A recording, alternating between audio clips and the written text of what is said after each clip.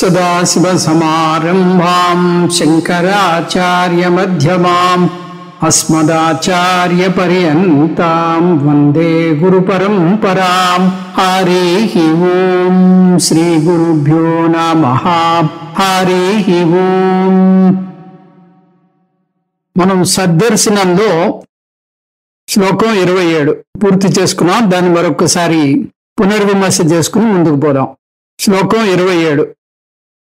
రూపోద్భవో రూపతతి ప్రతిష్టః రూపాసనో దూత గృహీత రూపః స్వయం విరూప స్వవిచారకాలే ధావత్యహంకార పిశాచయేషః. రూపోద్భవ స్థూల సూక్ష్మ రూపములందు పుట్టుక కలది. రూపతతి ప్రతిష్టః రూపముల సముదాయములందు స్థితి కలది. రూపాసన రూప ప్లస్ అసనః రూపములు ఆహారముగా కలది. దూత గృహీత రూప విడువబడిన లేదా స్వీకరింపబడిన రూపములు కలది. స్వయం విరూప స్వయముగా ఎటువంటి రూపము లేనిది. ఏషః అహంకార పిశాచః ఈ అహంకారం అనే పిశాచము స్వవిచారకాలే తన విచార సమయమునందు ధావతి పారిపోతోంది. అహంకారము స్థూల సూక్ష్మ రూపములందు పుట్టుక కలది. రూపముల సముదాయములందు స్థితి కలది. విడవబడిన లేదా స్వీకరింపబడిన రూపము కలది. స్వయముగా రూపము లేనిది. అహంకారం అనే పిశాచము తన విచార సమయమునందు పారిపోచున్నది, అంటే మాయమవుతోంది. ఈ శ్లోకంలో రమణ మహర్షి అహంకార స్వరూపం యొక్క విశ్లేషణ చేస్తున్నారు. అహంకారానికి స్వతంత్రంగా ఉనికి లేదని, అది ఒక అభూత కల్పనని చెబుతున్నారు. అది ఆత్మలక్షణాలు కొన్ని, అనాత్మ లక్షణాలు కొన్ని పులికి పుచ్చుకుంది. మీరు అహంకార లక్షణాలు తీసుకుని ఆత్మ లక్షణాలు ఆత్మకు, అనాత్మ లక్షణాన్ని అనాత్మకు వెనక్కి ఇచ్చేశారనుకోండి, అప్పుడు అహంకారం అనేది మాయమైపోతుంది. ఈ అహంకారం మనని మనం పరిచయం చేసుకోవడంలోనే కనబడుతుంది. ఎందుకంటే మనని మనం పరిచయం చేసుకునేటప్పుడు నేను ఉన్నాను అని మొదలు పెడతాం. ఆ నేను పదం చైతన్యతత్వాన్ని సూచిస్తోంది. ఉన్నాను అనేటటువంటి పదం ఉనికిని సూచిస్తోంది. అంటే ఆత్మ నిర్వచనంలో సత్ చిత్ ఆనంద పదాల్లోని సత్ చిత్ పదాలను మాత్రమే వాడతాను, కానీ ఆనందం పదాన్ని వాడటం లేదు. ఆనందం లక్షణాన్ని తీసుకోవటం లేదు. దురదృష్టవశాత్తు అదే ఆత్మ యొక్క ముఖ్య లక్షణం. ఎందుకంటే ఆత్మ పూర్ణము, నిత్యము, శుద్ధము అంటాం. ఆత్మకు ఇటువంటి అద్భుతమైన లక్షణాలు ఉన్నాయి. కానీ వాటిని వదిలేసి ఆత్మకు చెందిన మొదటి 2 లక్షణాలు మాత్రమే తీసుకుని, సత్ చిత్ మాత్రమే తీసుకుని నేను ఉన్నాను అంటాం. ఇంకా దాని తర్వాత నా గురించి ఏది చెప్పినా కూడా అవన్నీ అనాత్మ లక్షణాలు అయిపోతాయి. నేను మనిషిని, నేను యువకుణ్ణి, నేను వృద్ధుణ్ణి, ఇలా నా గురించి ఏది చెప్పినా కూడా నా వ్యక్తిగతమైనటువంటి విషయాలు వివరించే పదాలు. ఏవి వాడినా అవి పంచకోశాల్లో ఏదో ఒక కోశానికి చెందినవి ఉంటాయి. రూపం అంటే గుణాలు.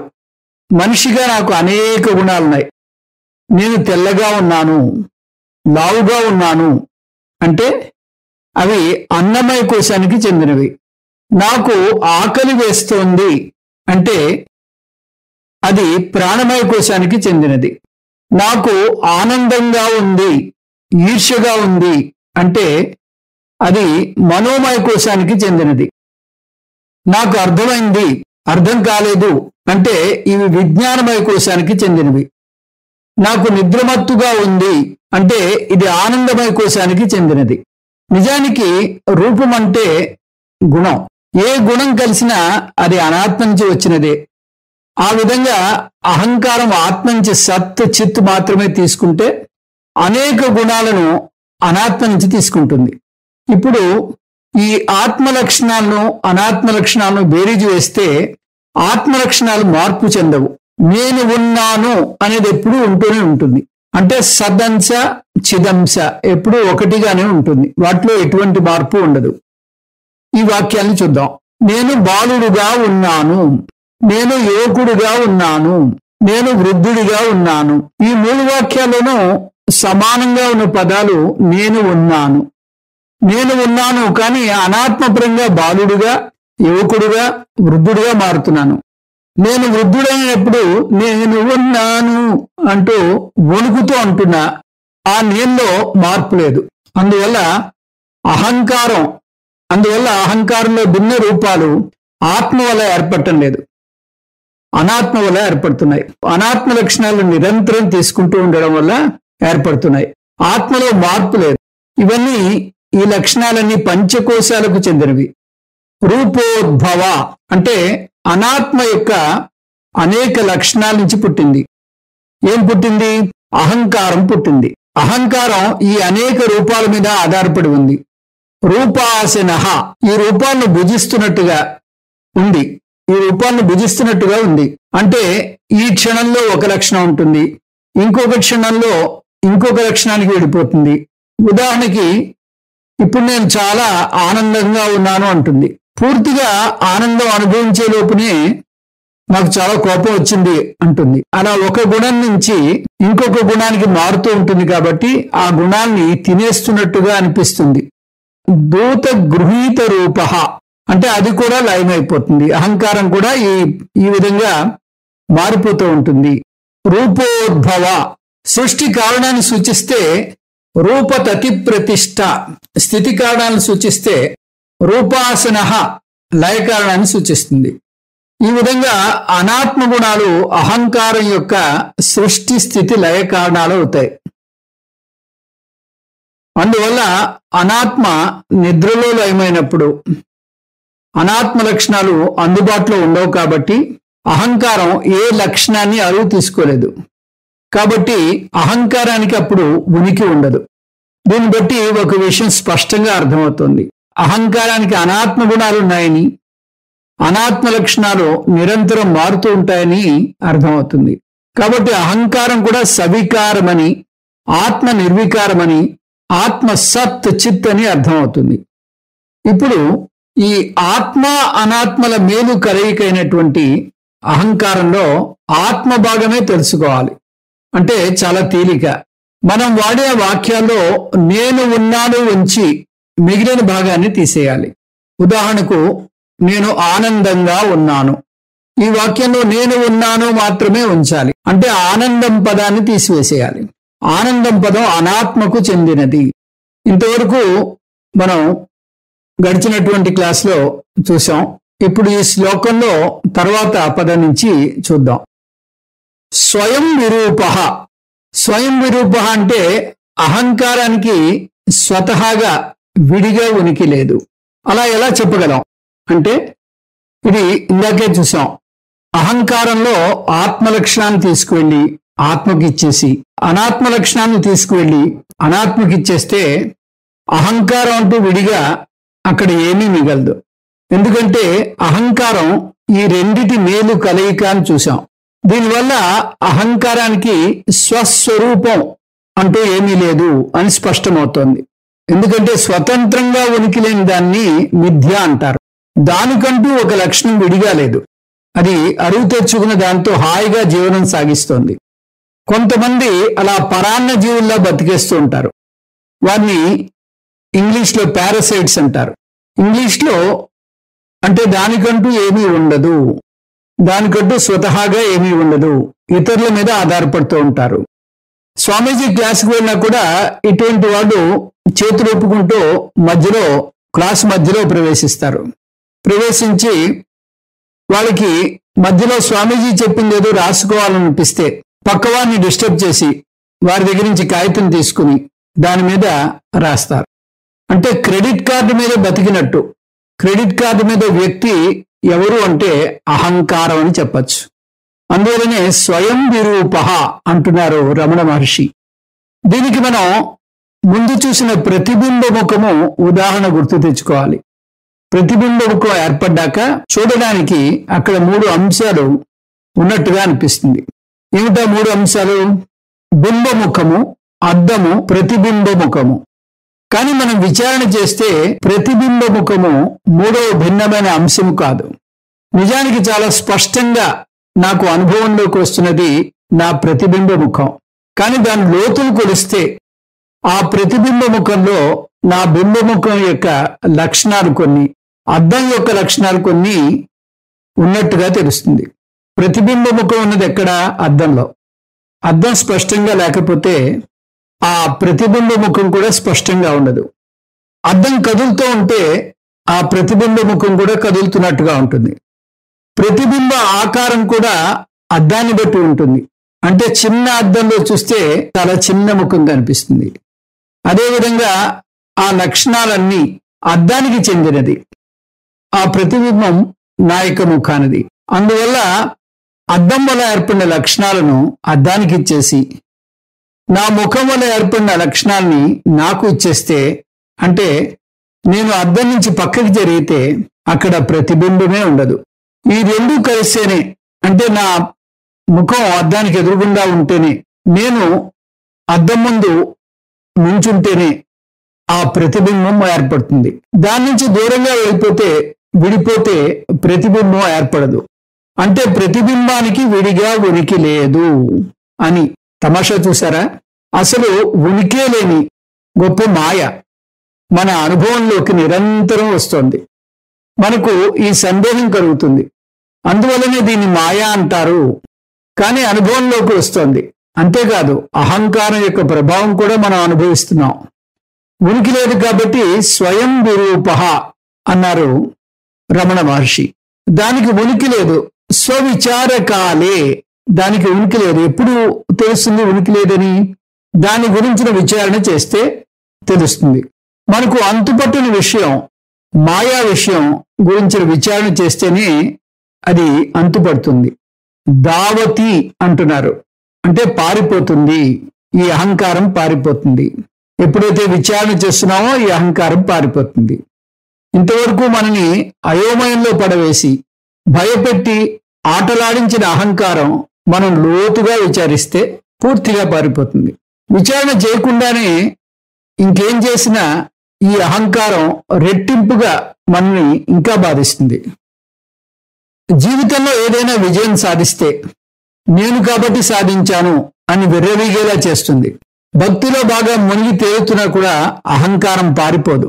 నేను గొప్ప భక్తుణ్ణి అని ఛాతీ విరుచుకుని చెప్పేలాగా చేస్తుంది. అహంకార పిశాచి ధావతి. ఈ అహంకారం అనే దెయ్యం మనల్ని భయపెట్టి ఆట ఆడించిన దెయ్యం ఒక్కసారిగా పారిపోతుంది. అక్కడ చీకటి ఉంటే మీరు ఎన్ని రకాల కర్మలు చేసినా చీకటి పోదు. కానీ మీరు చిన్న దీపం పట్టుకుని వెళ్తే ఆ చీకటి పారిపోతుంది. కానీ నిజానికి దీపం వల్ల చీకటి పారిపోదు. దీపం వల్ల అక్కడ చీకటి లేనే లేదు అని తెలుస్తుంది. పారిపోవడానికి మీరు అర్థం చేసుకుంటారని అర్థం. అలాగే చీకటి పారిపోయింది అంటే అక్కడ చీకటి లేనే లేదు అని అర్థం చేసుకుంటారు. అలాగే అహంకార పిశాచిని, నిరాకార దేయాన్ని పారద్రోలాలంటే అహంకార విచారణ చేయడం ఒక్కటే మార్గం. విచారణ చేస్తే ఆశ్చర్యకరంగా అసలు అహంకారం అనేదే లేదని, అది మిథ్య అని అర్థం అవుతుంది. ఈ ఉదాహరణ రమణ మహర్షి ఇంకొక సందర్భంలో చెప్పారు. ఒక ఆగంతకుడు ఒక పెళ్లిలో భోజనం చేస్తున్నాడు. అతను పెళ్లి కొడుకు చుట్టము కాదు, పెళ్లి కూతురు వైపు చుట్టము కాదు. ఒక మోసగాడు హాయిగా వెళ్ళి పెళ్లి భోజనం చేసి పసందుగా ఆరగించి వెళ్ళిపోతాడు. అలా అతను పెళ్లిళ్లలో విందు భోజనాలు ఆరగిస్తూ వస్తున్నాడు. ఎవరు అతన్ని నిలదీసి అడగరు. ఎందుకంటే మగ పెళ్లి వారేమో ఆడపెళ్లి వారి తాలూకా అడిగితే బాగుండదు అనుకుంటారు. అలాగే ఆడపెళ్లి వారు ఇతను మగపెళ్లి వారి తాలూకేమో అడిగితే బాగుండదు అనుకుంటారు. అతను ఊరికే తినడమే కాదు, మధ్యలో పెత్తనాలు కూడా చేస్తాడు. ఇంకా కాఫీ ఇవ్వలేదేమిటి అని కొంచెం దబాయించి మరికొంచెం కూరలు వేయించుకుని ఆ తీపి పదార్థాలు మరింతగా వడ్డించమని దబాయించి మరీ తింటాడు. కానీ మోసం ఎన్నాళ్ళు సాగుతుంది. ఒక పెళ్లిలో మగ పెళ్లివారు ఆడపెళ్లివారు కలిసి కూర్చున్నారు. అలా కూర్చుని ఉండగా పొరపాటున వెళ్ళాడితను. అప్పుడు వాళ్ళకి తర్జన భర్జనలు మొదలయ్యాయి. మీ బంధువా అంటే మీ బంధువా అని ఒకరినొకరు ప్రశ్నించుకున్నారు. అప్పుడు వారికి అర్థమైంది ఇతడు బయట నుంచి వచ్చి ఇటువంటి వ్యవహారం చేస్తున్నాడని. అప్పుడు వారు, బాబు నువ్వు ఎవరి తాలూకు అని నిలదీశారు. అతని బండారం బయటపడేసరికి అతను బాత్రూంలోకి వెళ్ళి వస్తాను అని చెప్పి పరుగు తీశాడు. అహంకారం విషయంలో కూడా అహంకారం అలాగే చలామణి అయిపోతుంది. ఎందుకంటే ఈ అహంకారం అనేటటువంటి ఆగంతుకుడిని ఎవరు నిలదీయటం లేదు. ఎవరు నిలదీయనట్టుగా మనం నిలదీయం. చాలా విషయాలు మన జీవితంలో పట్టించుకోం. అవి అలా చలామణి అయిపోతూ ఉంటాయి. అక్కడ ఎవరో తెలివైన వ్యక్తి అడగడంతో ఆ ఆగంతుకుడు పారిపోయినట్టుగా ఇక్కడ ఏ సాధన చతుష్టయ సంపన్నుడో ఆ అహంకారాన్ని నిలదీస్తే, అంటే విచారణ చేస్తే అహంకారం కూడా పరుగు తీయాల్సిందే. ఇప్పుడు 28వ శ్లోకం చూద్దామండి. బాహేవమస్సర్వమిదం విభాతి నయేహమోం నైవ విభాతి కించిత్ తస్మాదహం రూపమిదం సమస్తం తన్మార్గణం సర్వజయాయ మార్గః. అహమహ అంటే అహం యొక్క, భావే సతి ఉనికి ఉండగా, ఇదం సర్వం ఈ జగత్తంతా విభాతి భాషిస్తోంది.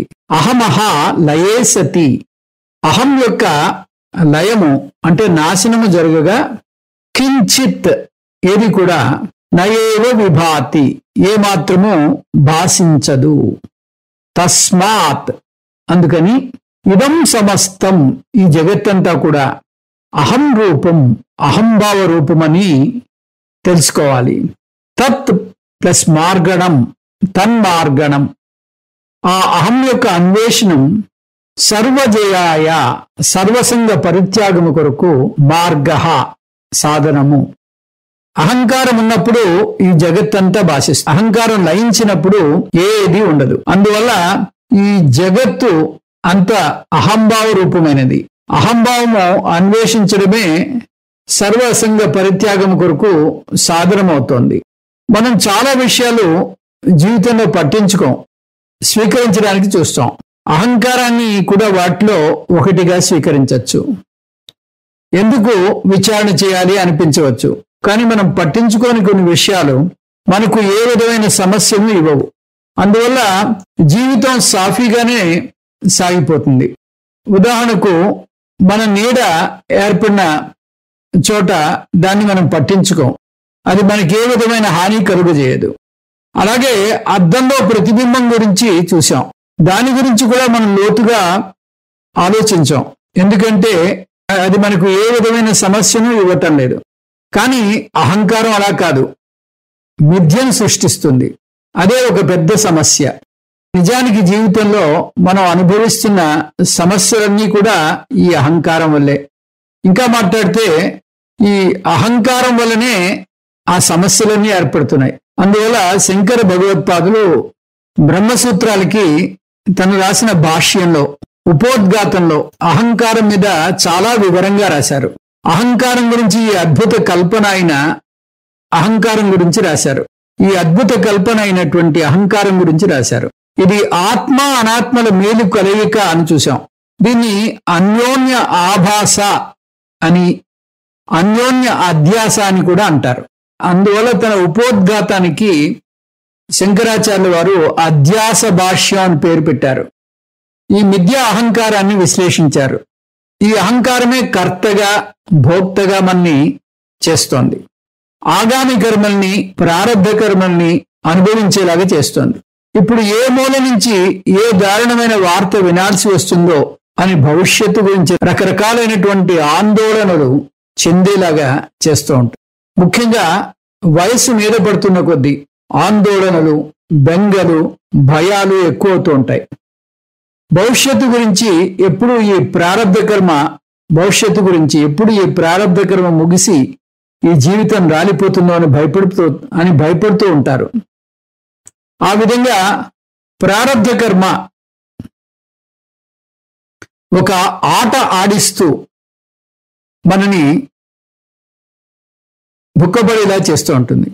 ప్రారబ్ధ కర్మ ఏర్పడింది అహంకారం వల్ల, సంసారం ఏర్పడింది కూడా అహంకారం వల్ల. అందువల్ల సమస్యలన్నీ అహంకారం వల్లే వస్తున్నాయి. అహంకారం ఈ అద్భుత కల్పన వల్ల ఏర్పడింది. అందువల్ల అహమహా భావే ఈ ప్రారబ్ధ కర్మకి బలి అయినన్నాళ్ళు ప్రారబ్ధ కర్మతో యుద్ధం చేయక తప్పదు. ప్రారబ్ధ కర్మతో యుద్ధం చేయడం చాలా కష్టం. పైగా ఈ యుద్ధం చాలా అన్యాయం అనిపిస్తుంది. నీకు కళ్ళకు గంతలు కట్టి ఇంకొకరితోటి యుద్ధం చేయమంటే పరిస్థితి ఎలా ఉంటుందో ఒకసారి ఊహించుకోండి. అతను ఎక్కడి నుంచి ఎట్నుంచి వచ్చి గుద్దుతాడో తెలియదు. అతను మీ ముక్కు మీద గుద్దితే ఎదురుగుండా ఉన్నాడనుకుని మీరు ఎదురుగుండా గుద్దడానికి ప్రయత్నిస్తారు. మీకు తెలియకుండానే పక్కకు జరుగుతాడు. అలాగే ఉంటుంది ప్రారబ్ధ కర్మ. ఎటు నుంచి వస్తుందో ఏ రూపంలో వస్తుందో తెలియదు, మీరు ఊహించలేరు. ఎంత శక్తితో వస్తుందో కూడా తెలియదు. అహంకారంతో మీరు మమేకం చెందినప్పుడు ఈ సమస్యను ఎదుర్కోక తప్పదు. అహంకారాన్ని గెలవాలి అంటే ప్రారబ్ధాన్ని గెలవాలి. కానీ ప్రారబ్ధం తెలియాలి. ప్రారబ్ధం తెలిసే మార్గం లేదు. గెలవాలి అంటే ఒకే మార్గం ఉంది. ఏమిటది? ముందు మల్లయుద్ధ పరంగా చూస్తే మీరు అలా కళ్ళు మూసుకుని ఎదుటి వ్యక్తితో గెలిచే ఆస్కారం ఏ మాత్రం లేదు. ఆ దాడి నుంచి బయటికి రావడం ఒక్కటే మార్గం. ఇక్కడ అహంకారం విషయంలో కూడా అంతే. అహంకారంతో అహంకారం వైపు ఉండి పోరాడలేరు, ప్రారబ్ధంతో గెలవలేరు. అందువల్ల అహంకారం నుంచి బయటపడమే దానికి పరిష్కారం. నేను అహంకారాన్ని అనే భావం నుంచి బయటికి రావాలి అంటే నేను ఆత్మానాత్మ వివేకం చేయాలి.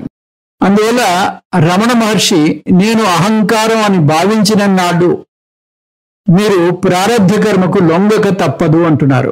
ఇదం సర్వం విభాతి.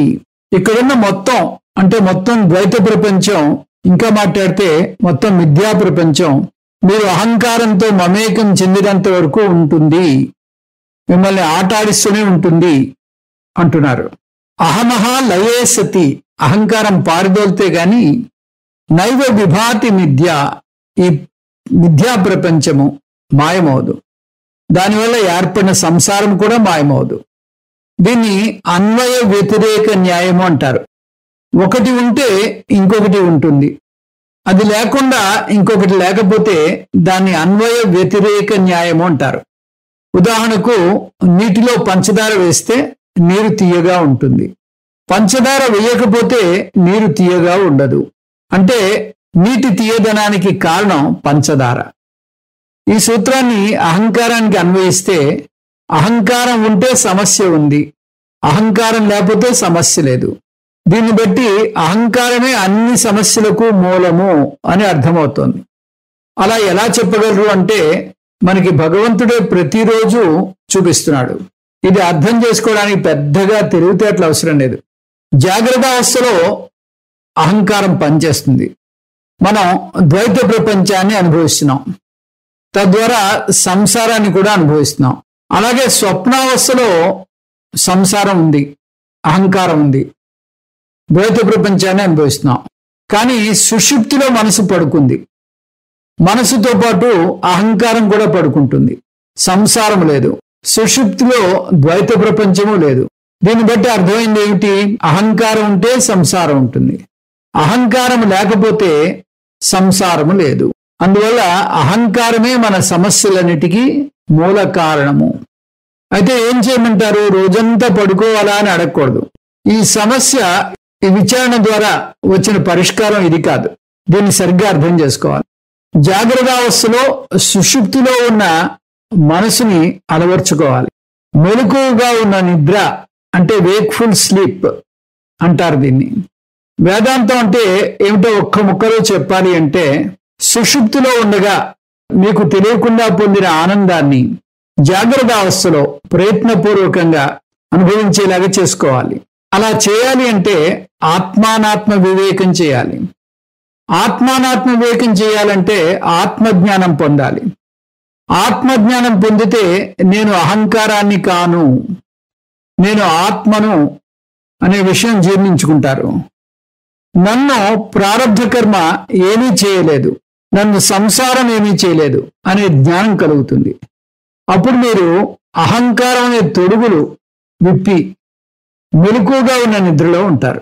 మెలకువగా ఉన్న నిద్రలో మీరు మేల్కొని ఉంటారు. కానీ నిద్రలో అహంకారం పడుకున్నట్టుగా మెలకువలోనే మీరు అహంకారాన్ని పడుకోబెట్టేస్తారు. అంటే అర్థం అహంకారం మిథ్య, నేను అహంకారం కాదు అని అర్థం చేసుకోవడం. ఈ విధంగా అహంకారాన్ని హ్యాండిల్ చేయాలి. తస్మాత్, అందువల్ల అంటే ఎందువల్ల, అహంకారమే అన్ని సమస్యలకు మూల కారణం. కాబట్టి ఈ మిథ్యా జగత్తు, మిథ్యా ఈశ్వరుడు వచ్చాయి అని గ్రహించారు. ఈ విషయాన్ని ఇంతకు ముందు కూడా చూసాం. ఇప్పుడు మళ్ళీ దాన్ని నొక్కి చెప్తున్నారు. అహం రూపం అంటే అహంకారజన్యమైనటువంటి అహం. అహం నుంచి ఈ మిథ్యా జగత్తు, మిథ్యా ఈశ్వరుడు పుట్టారు. కాబట్టి మనం సమస్యను పరిష్కరించడానికి జగత్తుని మార్చే ప్రయోజనం లేదు. నిరంతరం జగత్తుని మార్చడానికి ప్రయత్నిస్తూ కూర్చున్నా, మనుషుల్ని మార్చడానికి ప్రయత్నిస్తూ కూర్చున్నా, పరిస్థితుల్ని మార్చడానికి ప్రయత్నిస్తూ కూర్చున్నా సమస్యలు తీరవు. ఒక సమస్య మారిస్తే ఇంకొక సమస్య వస్తుంది. భాగవతంలో ఒక ఉదాహరణ చెప్తారు.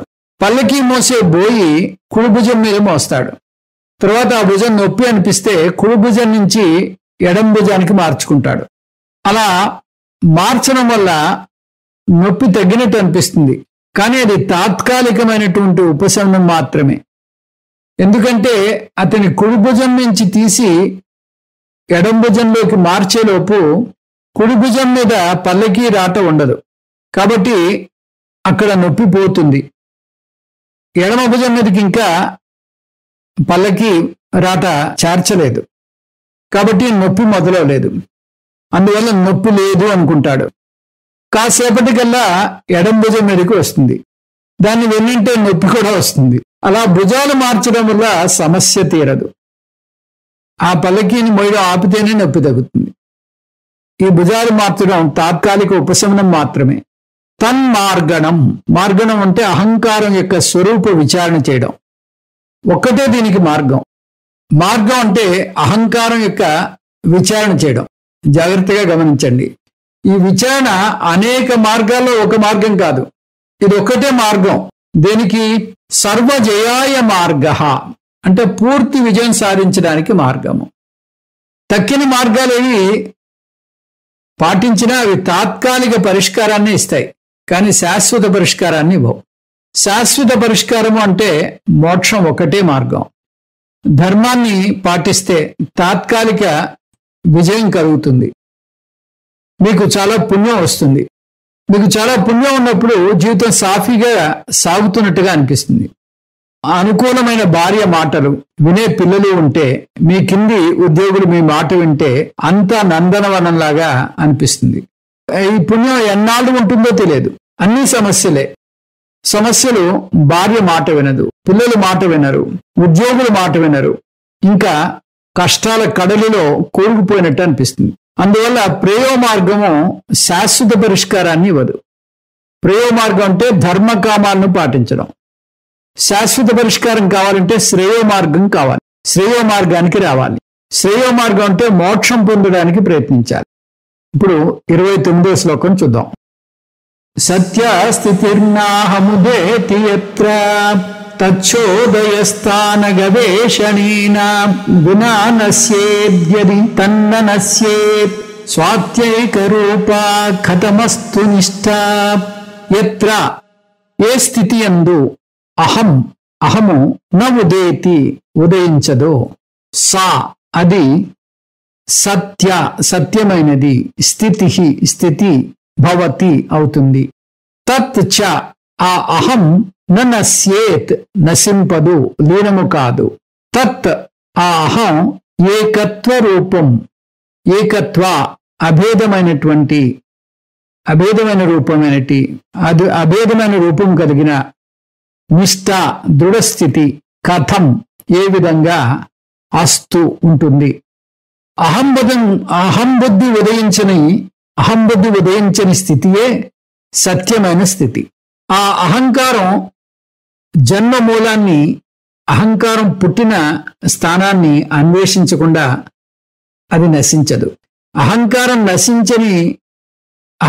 నశించకపోతే జీవ పరమాత్మ ఐక్యరూపమైన ఆత్మనిష్ట సిద్ధింపదు. ఈ శ్లోకంలో రమణ మహర్షి తాత్కాలిక పరిష్కారానికి శాశ్వత పరిష్కారానికి మధ్య భేదాన్ని చూపిస్తున్నారు. తాత్కాలిక పరిష్కారంలో సమస్య లయమైన అహంకారం తాత్కాలిక పరిష్కారంలో సమస్యలమయమైన అహంకారం అణగదొక్కబడి ఉంటుంది, లేదా కాసేపు పడుకుని ఉంటుంది. అది తాత్కాలికంగా పనిచేయదు. ఆ సందర్భాలను చూస్తే మనం గార్డెన్తో పోయిన కొన్ని గంటలు అహంకారం పనిచేయదు, అందువల్ల మనని ఇబ్బంది పెట్టదు. ఒక వ్యక్తి మరణించాక స్వర్గలోకానికి వెళ్తే అక్కడ అతని పుణ్యం కొద్దీ స్వర్గ సుఖాన్ని అనుభవిస్తూ రంభా ఊర్వశుల నాట్యాల్లో మైమరిచిపోతూ ఉంటే, రంభా ఊర్వశుల నాట్యాలను చూస్తూ ఆ నాట్యాల్లో మైమరిచిపోతూ ఉంటే సమస్యలు సృష్టించే అహంకారం తాత్కాలికంగా పడుకుంటుంది. అలాగే మీరు ఆనందంగా ఉంటే కూడా మిమ్మల్ని ఇబ్బంది పెట్టదు. మీరు ఒక అందమైన కళాఖండాలను ప్రదర్శించే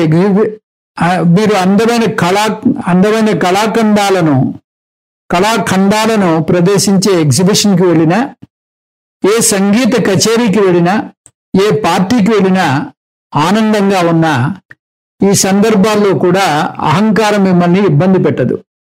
ఈ సుఖాలు నైతిక సుఖాలైనా అనైతిక సుఖాలైనా అహంకారం ఇబ్బంది పెట్టదు. నైతిక సుఖం అంటే ఇంతవరకు చెప్పినట్టు మిమ్మల్ని ఆనందంలో ముంచెత్తే మంచి మార్గాలు.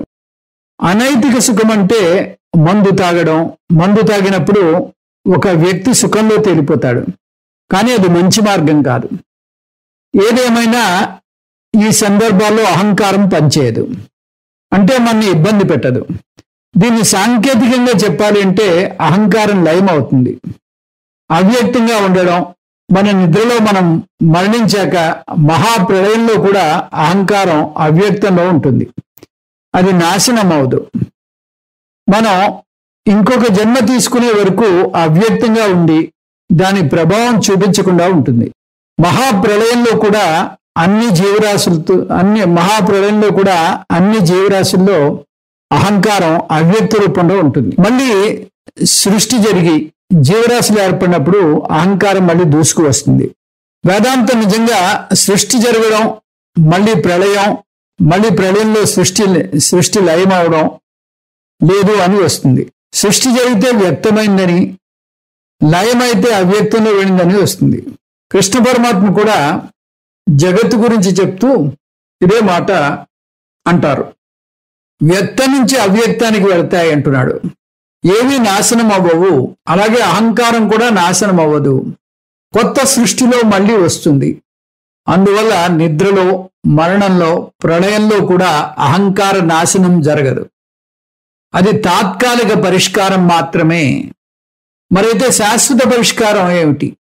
అహంకారాన్ని పూర్తిగా నాశనం చేయాలి, మళ్ళీ తిరిగి రాకుండా నాశనం చేయాలి అంటే ఏం చేయాలి? దానికి రమణ మహర్షి ఒకటే మార్గం ఉంది అంటున్నారు. కారణనాశేన ఏవ కార్యనాశః భవతి. కారణాన్ని నాశనం చేస్తే నా నుంచి వచ్చిన కార్యం నాశనం అవుతుంది. కారణాన్ని నాశనం చేస్తే గాని నా నుంచి వచ్చే కార్యం నాశనం కాదు. అందువల్ల కారణనాశనం మాత్రమే కార్యనాశనానికి తోడ్పడుతుంది. ఉదాహరణకి ఒక మహావృక్షాన్ని పెకలించి వేయాలంటే దాని కొమ్మల్ని నరికి వదిలేస్తే అది సరిపోదు, మళ్ళీ చిగురించి అది వృక్షం అవుతుంది. అందుకని దాన్ని కూకటి వేళ్లతోటి పెకిలించాలి. ఇదే సూత్రం అహంకారానికి కూడా వర్తిస్తుంది. అహంకారం నాశనం చేయడానికి వేరే ఏ మార్గం వాడినా కూడా అది మళ్ళీ దూసుకు వస్తుంది. అందువల్ల అహంకారాన్ని కూకటి వేళ్లతో పెకిలించి వేయాలి. అంటే అహంకారానికి మూల కారణాన్ని శోధించి దాన్ని నాశనం చేయాలి. మూల నాశనమే అహంకార నాశనము. ఇది కాక మరి ఇతరమైన మార్గం లేదు. అందువల్ల సమూలంగా నాశనం చేయాలి అంటున్నారు రమణ మహర్షులు. అహంకారం అజ్ఞానం నుంచి పుట్టింది అంటున్నారు కదా. దేని యొక్క అజ్ఞానం నుంచి పుట్టింది? అహంకారం యొక్క అజ్ఞానం అయితే కాదు. అహంకారం యొక్క అజ్ఞానం నుంచి పుట్టలేదు, అది అసాధ్యం, తర్కానికి సరిపోదు. ఉదాహరణకు రజ్జు సర్ప భ్రాంతిలో సర్పభ్రాంతి సర్పజ్ఞానం వల్ల ఏర్పడదు, తాడు అజ్ఞానం వల్ల ఏర్పడుతుంది. అదేవిధంగా అహంకారం అజ్ఞానం వల్ల ఏర్పడదు, ఆత్మ అజ్ఞానం వల్ల ఏర్పడుతుంది. అందువల్ల ఆత్మజ్ఞానం కారణాన్ని తొలగించండి. కారణాన్ని తొలగించకుండా ఏం చేసినా కూడా అహంకార లయం మాత్రమే జరుగుతుంది, కానీ అహంకార నాశనం జరగదు. అహంకార నాశనం జరగాలంటే ఆత్మ అజ్ఞానం తొలగాలి. ఈ విషయాలన్నీ మీకు ముందే తెలిసినా ఎంత విన్నా చాలా మంది ఆత్మజ్ఞానం పొందడానికి, మోక్షం పొందడానికి అనేక మార్గాలు ఉన్నాయని భావిస్తారు. అనేక మార్గాల పద్ధతి అయోమయం వల్ల పుట్టిందే తప్ప అలాంటి పద్ధతి లేనే లేదు అని అర్థం చేసుకోవాలి. అహంకార నాశనం అవ్వాలి. అహంకార నాశనం అవ్వాలంటే ఆత్మ అజ్ఞానం నాశనం అవ్వాలి. ఆత్మ అజ్ఞానం నాశనం ఎలా అవుతుంది? దానికి ఎన్ని మార్గాలు ఉన్నాయి? ఈ సందేహమే రాకూడదు. దానికి ఒకటే మార్గం ఉంది, అది ఆత్మజ్ఞానం ఒక్కటే. ఆత్మజ్ఞానం కూడా ఒక్క మార్గం వల్లే వస్తుంది, అది ఆత్మ విచారణ ద్వారానే వస్తుంది. అందువల్ల మనం చేయాల్సింది అహంకార విచారణ కాదు, ఆత్మ విచారణ. ఇంకా స్పష్టంగా చెప్పాలంటే అహంకార మూల ఆత్మ విచారణ. ఈ ఆత్మ విచారణ చేసి అజ్ఞానాన్ని తొలగించుకునేంత వరకు అహంకారం లయమవుతుందే గాని నాశనం కాదు. అహంకారం ఉన్నంత వరకు ఇవాళ ఆనందంతో చిందులు వేస్తే రేపు దుఃఖసాగరంలో మునిగిపోతారు. ఒకరోజు చిరునవ్వులు చిందిస్తే ఇంకొక రోజు కృంగిపోతారు. ఎవరి కోసం జీవించాలి అనే నిరాశ కూడా కమ్ముతుంది. ఒకసారి జీవితం అంతా అలా డోలాయమానంగా సాగుతూ ఉంటుంది. ఇంత విన్నా కూడా నాకు ఈ జీవితం సుఖంగానే ఉంది అని మీకు అనిపిస్తే శాస్త్రం ఏమీ ఆత్మ విచారణకు రండి అని బలవంతం పెట్టదు. ఆల్ ది బెస్ట్ అంటుంది. మీ ఇష్టం, ఎన్ని మార్గాలు తిరుగుతారో అన్నీ ప్రయత్నించి చూడండి. కానీ చివరికి మాత్రం ఆత్మ విచారణకు రాక తప్పదు. అప్పుడే మీకు నేర్పిస్తాం అంటుంది శాస్త్రం.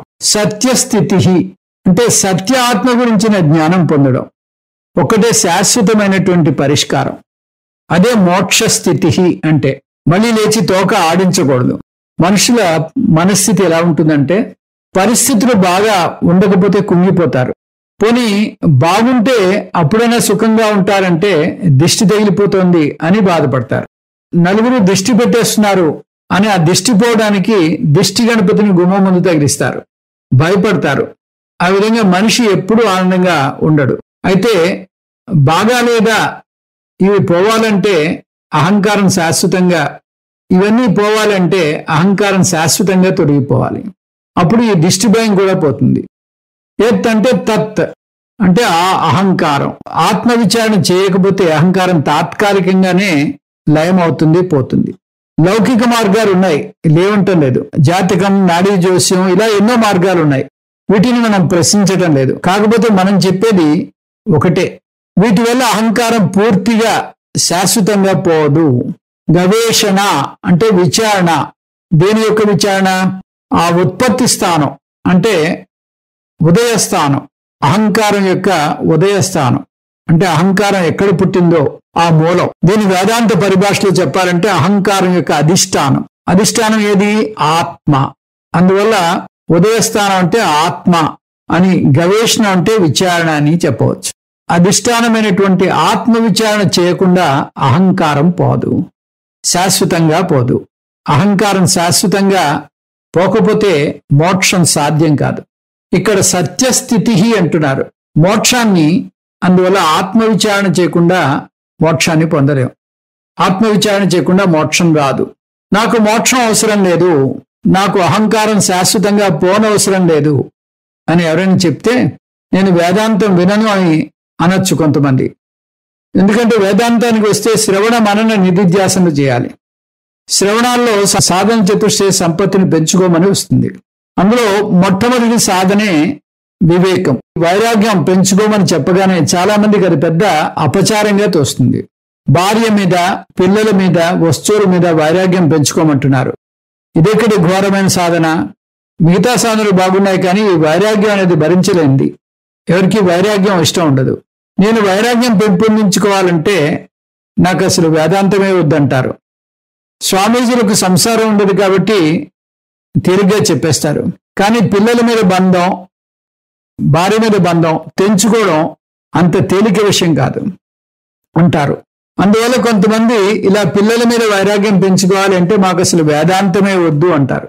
వేదాంతం నేర్చుకుంటేనే అహంకారం శాశ్వతంగా పోతుంది అంటే ఏం పర్వాలేదు, నాకు అహంకారం చాలా ఇష్టం అంటారు. సరే, అయితే ఇష్టమే కానివ్వండి, కానీ రేపు ప్రారబ్ధ కర్మ మిమ్మల్ని ఒక ఊపి అనేక కష్టాల్లో పడివేస్తే అప్పుడు మాత్రం భగవంతుణ్ణి నిందించకండి అంటుంది శాస్త్రం. నీకు కళ్ళు లేవా, చెవులు లేవా, నేను ఇన్ని పూజలు చేస్తున్నాను, ఇన్ని తీర్థయాత్రలు చేశాను, నీకు భక్తుణ్ణి కదా, ఇన్ని కష్టాలు పడుతుంటే నీకు జాలి లేదా అని దెప్పుతారు భగవంతుణ్ణి. త్రాణ పరాయండి అంటారు, ఏమైంది నీ దయ అని దేవుణ్ణి నిర్దాక్షిణ్యంగా నిందిస్తారు. అప్పుడు భగవంతుడు చెప్తాడు, నేను ఆ రోజే చెప్పాను కదా, నువ్వు అహంకారాన్ని పూర్తిగా పాల్గొలుకుంటే కానీ ఈ కష్టాలు పోవు అని. అహంకారంలో మునిగి తేలుతున్నన్నాళ్ళు ఈ ఎగుడు దిగుడులు తప్పవు, ఈ బెడగలు తప్పవు. అహంకారాన్ని పట్టుకుని పాకులాడావు, వేదాంతం ఒడ్డు పొమ్మన్నావు అంటాడు భగవంతుడు. మన జీవితంలో వృద్ధాప్యానికి తగిన జాగ్రత్తలు తీసుకుంటాం.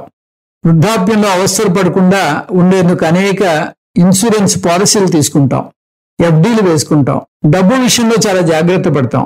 కానీ వృద్ధాప్యంలో మనస్సు హాయిగా ప్రశాంతంగా ఉండడానికి ఏం జాగ్రత్తలు పడుతున్నాం, ఏ జ్ఞానం పాలసీ తీసుకుంటున్నాం అంటుంది శాస్త్రం.